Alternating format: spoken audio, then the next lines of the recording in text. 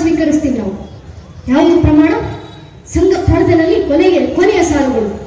ಪರಂ ವೈಭವಂ ನೇತು ಮೇತತ್ ಸ್ವರಾಷ್ಟ್ರಂ ಸ್ಮರ್ತ ಭವತ್ವಾಶಿಷಾತೆ ವೃಷಂ. ತಾಯಿ ಭಾರತಿಯನ್ನ ತನ್ನ ಪರಮ ವೈಭವದ ಅತ್ಯುನ್ನತ ಶಿಖರಕ್ಕೆ ಏರಿಸಿ ನಿಲ್ಲಿಸೋದೇ ನಮ್ಮೆಲ್ಲರ ಅಂತಿಮ ಕನಸು. ಆ ಅಂತಿಮ ಕನಸಿನ ಸಾಕಾರಕ್ಕಾಗಿಯೇ ನಾವು ಸಂಘಟಿತರಾಗಿ ಬರಬೇಕು. ಆ ಸಂಘಟನೆಯಲ್ಲಿ ಜಾಗೃತಗೊಳಿಸೋಣ. ಕೊನೆಗೊಂದು ಮಾತು ನನ್ನ ನೆಚ್ಚಿನ ಬಂಧುಗಳೇ, ಆ ಸಂಘಟನೆ ಮನೆಯಲ್ಲಿ ಶುರುವಾಗಲಿ, ಮನೆಯ ಮಕ್ಕಳಲ್ಲಿ ಆ ಜಾಗೃತಿಯನ್ನು ಶುರು ಮಾಡೋಣ. ಹಿರಿಯರು ಹೇಳಿದ್ರು, ನಮ್ಮ ಜನಸಂಖ್ಯೆ ಕುಸಿತಾ ಇದೆ, ಇದನ್ನ ಉಳಿಸಬೇಕು. ನಾವು ಏನು ಮಾಡ್ತೀವೋ ಇಲ್ಲೋ ಪರವಾಗಿಲ್ಲ, ಮನೆಯಲ್ಲಿರುವಂತ ಈಗಿನ ಮಕ್ಕಳನ್ನಾದ್ರೂ ಜಾಗೃತಗೊಳಿಸಿ. ನಮ್ಮ ಶಾಸ್ತ್ರಕಾರ ಮಾತು ವರಮೇತ ಮುಡಿ ಪುತ್ರ ನಜಮೂರ್ಖ ಶತೈರಪಿ. ಧರ್ಮ ರಕ್ಷಣೆ ಆಗಬೇಕಂದ್ರೆ ಮನೇಲಿ 20 ಜನ ಮಕ್ಕಳಿದ್ರೆ ಸಾಲೋದಿಲ್ಲ.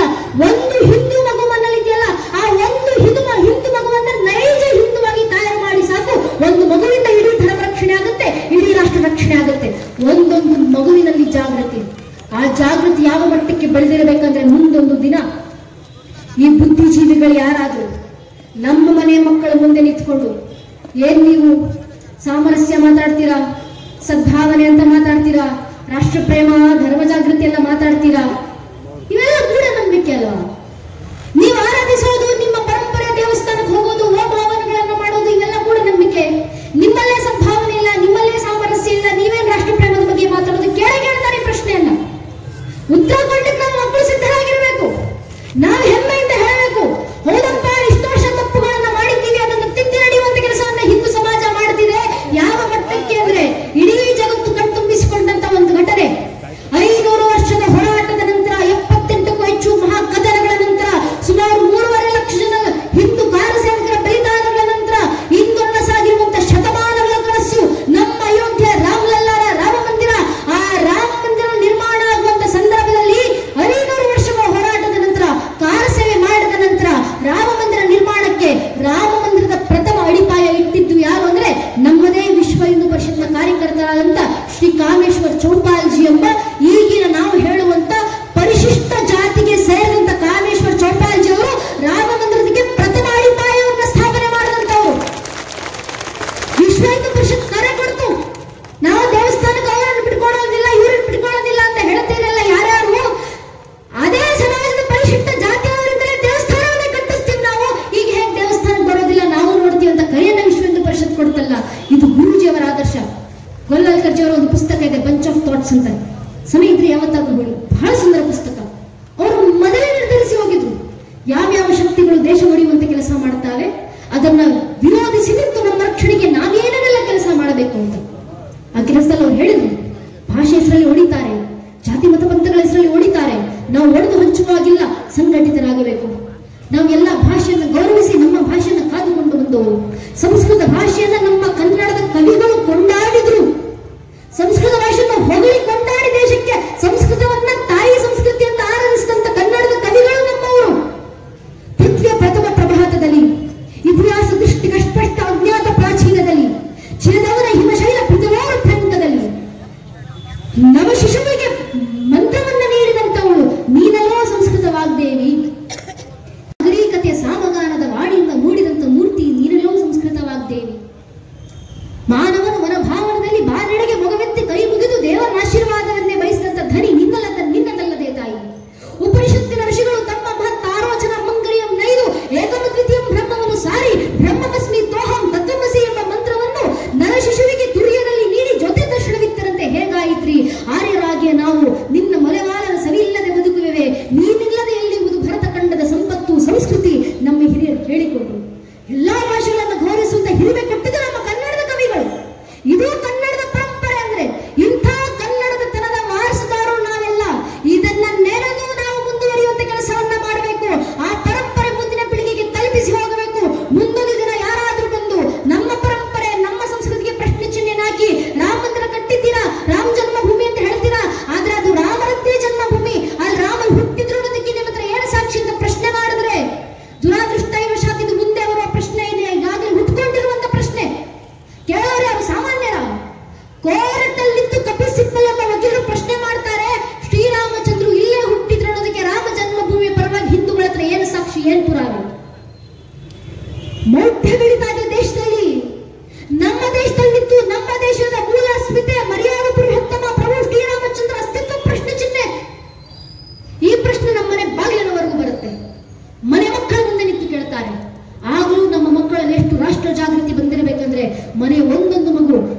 ಕೂಡಿಸಿ ಎದೆ ತಟ್ಕೊಂಡು ಹೇಳಿಕೊಳ್ಳಬೇಕು, ರಾಮನ ಅಸ್ತಿತ್ವಕ್ಕೆ ಮಾತ್ರ ಅಲ್ಲಪ್ಪ, ಬೇಕಾದ್ರೆ ಇಡೀ ಶ್ರೀರಾಮಚಂದ್ರರ ವಂಶವೃಕ್ಷದ ಅಸ್ತಿತ್ವಕ್ಕೆ ನಾವು ಸಾಕ್ಷಿಯನ್ನು ಕೊಡಬಲ್ಲೆ. ನಮ್ಮ ಮಕ್ಕಳ ಬಾಯಿಂದ ಬರಬೇಕಾದ ಉತ್ತರ ಭಗವಂತನ ಕೃಪಾಶೀರ್ವಾದದಿಂದ.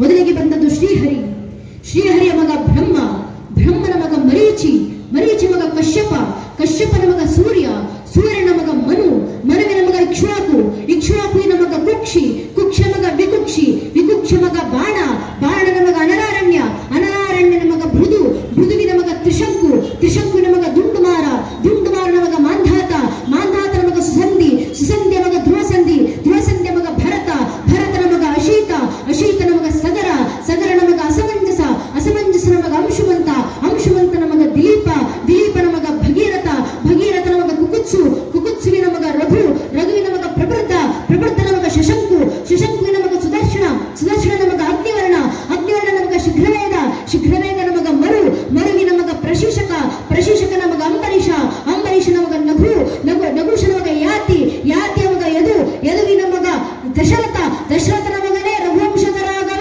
ಪ್ರಭು ಶ್ರೀರಾಮಚಂದ್ರರು ಅಂತ ಹೇಳುವ ಮಟ್ಟಕ್ಕೆ ಮನೆಯ ಒಂದೊಂದು ಮಗುವಿನಲ್ಲೂ ಇಷ್ಟು ರಾಷ್ಟ್ರ ಮತ್ತು ಧರ್ಮ ಜಾಗೃತಿಯನ್ನು ತರುವಂತ ಕೆಲಸ ನಾವೆಲ್ಲರೂ ಒಗ್ಗೂಡಿ ಮಾಡಿದರೆ ಸಾಕು ನನ್ನ ನೆಚ್ಚಿನ ಬಂಧುಗಳೇ. ರಾಷ್ಟ್ರ ಜಾಗೃತಿ ಆಯಿತು, ರಾಷ್ಟ್ರ ಪರಂಪರೆ ಉಳಿವಾಯಿತು. ಇದೆಲ್ಲವನ್ನು ಹೊತ್ತು ದೇಶದ ಪರವಾಗಿ ನಾವು ಕೆಲಸವನ್ನ ಮಾಡೋಣ.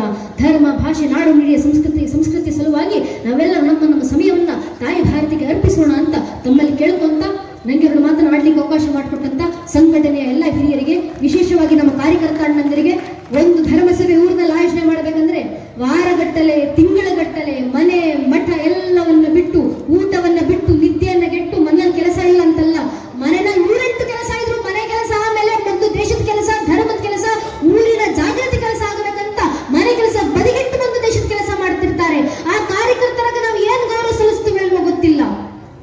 ಆದ್ರೆ ದಯವಿಟ್ಟು ಕಾರ್ಯಕ್ರಮ ಮುಗಿಸ್ಕೊಂಡು ಹೋಗೋಕ್ಕೂ ಮುಂಚೆ ಸೇರುವಂತ ಅಷ್ಟೂ ಜನ ರಾಷ್ಟ್ರ ಪ್ರೇಮ ಬಾಂಧವರು, ಹೆಗಲ ಮೇಲೆ ಕೇಸರಿ ಶಾಲೆ ಹಾಕೊಂಡು ನಿಂತಿರುವಂತ ನಮ್ಮ ಕಾರ್ಯಕರ್ತರಿದ್ದಾರೆ, ತಾಯಂದಿರಿದ್ದಾರೆ.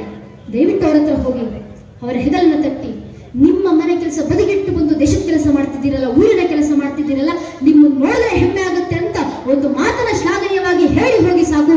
ನಮ್ಮ ಕಾರ್ಯಕರ್ತರಿಗೆ ನಾವು ಸೂಚಿಸುವಂತ ಬೆಂಬಲ ಇಷ್ಟೇ. ಇಷ್ಟನ್ನ ಇಡೀ ಊರಿನ ಬಾಂಧವರು ಸೇರಿ ಮಾಡೋಣ. ಆ ಮಾಡುವಿಕೆ, ಆ ಕೆಲಸದ ಮೂಲಕ ರಾಷ್ಟ್ರದ ಕೆಲಸವನ್ನ ಮಾಡೋಣ ಅಂತ ಅವರಲ್ಲಿ ಕೇಳ್ಕೊಂತ, ನಮ್ಮ ಕಾರ್ಯಕರ್ತರಿಗೆ ಶತ ನಮನಗಳನ್ನ ಅರ್ಪಿಸ್ತಾ, ಗುರು ಮಹಾರಾಜು ಶಾರದಾ ಮಾತನ್ನ ಕೆಲಾಡ್ತಂದ ಎರಡು ಮಾತನ್ನ ಕೇಳಿಸ್ಕೊಂಡಂತ ಎಲ್ಲಾ ವಿದ್ವತ್ ಗಣ್ಯರಿಗೆ, ದೇಶಭಕ್ತ ಬಾಂಧವರಿಗೆ, ಮಾತಾ ಭಗಿನಿಯರಿಗೆ, ಅಕ್ಕ ಅಣ್ಣಂದರಿಗೆ, ಇಡೀ ಕಾರ್ಯಕ್ರಮದಲ್ಲಿ ನಮಗೆ ಸಹಕಾರ ನೀಡುವಂತ ಆರಕ್ಷಕ ಬಂಧುಗಳಿಗೆ, ಪತ್ರಕರ್ತ ಬಾಂಧವರಿಗೆ ಹಾಗೂ ಎಲ್ಲಾ ಕಿರಿಯರ ಪಾದಗಳಿಗೆ ಮತ್ತೊಮ್ಮೆ ನನ್ನ ಹಣೆ ಹೆಚ್ಚು ನಮಸ್ಕರಿಸ್ತೇನೆ. ನನ್ನ ನೆಚ್ಚಿನ ಬಂಧುಗಳೇ, ಈಗ ಎಲ್ಲರೊಮ್ಮೆ ಜಯಕಾರ ಹಾಕ್ಬಿಡೋಣ. ದಯವಿಟ್ಟು ತಮ್ಮ ಎಲ್ಲರೂ ಕೈಗಳನ್ನ ಗಾಳಿನ ತೂಗುತ್ತಾ ಉಚ್ಚಕಟ್ಟದಿಂದ ಭಾರತ ಮಾತೆಯ ಜೊತೆ ಜಯಘೋಷ ಹಾಕಿ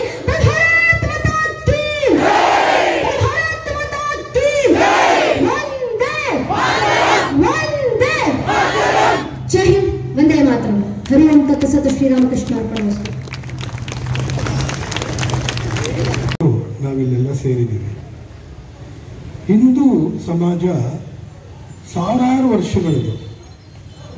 ನೀವು ಹಳೆಯ ಇತಿಹಾಸ ನೋಡಿದ್ರೆ ಆ ಇತಿಹಾಸದಲ್ಲಿ ಯಾವುದೇ ಥರವಾದ ಜಾತಿ ಅನ್ನೋ ಒಂದು ಉಲ್ಲೇಖನೇ ಇಲ್ಲ.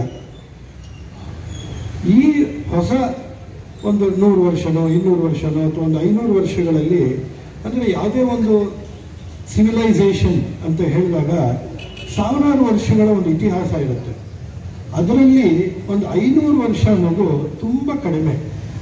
ಈಗ ನಾವು ಒಂದು 100 ವರ್ಷ ಬದುಕ್ತೀವಿ ಅಂದರೆ 2-3 ವರ್ಷ ಏನಾಗ್ಬೋದು, ಒಂದು ಸಣ್ಣ ಸಮಸ್ಯೆ.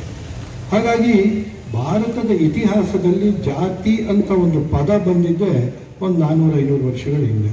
ಹಾಗಾಗಿ ಭಾರತೀಯತೆಯಲ್ಲಿ ಜಾತಿ ಪದ್ಧತಿ ಇಲ್ಲ.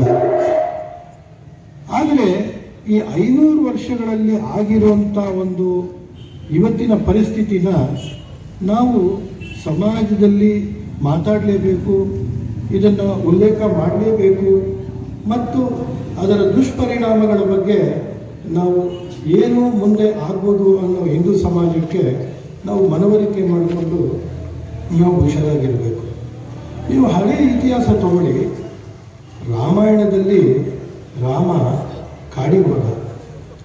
ಕಾಡಿನಲ್ಲಿ ಯಾರು ಸಿಗ್ತಾರೆ? ಎಲ್ಲ ಕಾಡಿನಲ್ಲಿ ಜೀವನ ಮಾಡುವಂಥವ್ರು, ಪಕ್ಷಿಗಳು, ಪ್ರಾಣಿಗಳು. ಶಬರಿಯೂ ಗೊತ್ತು ನಿಮಗೆ.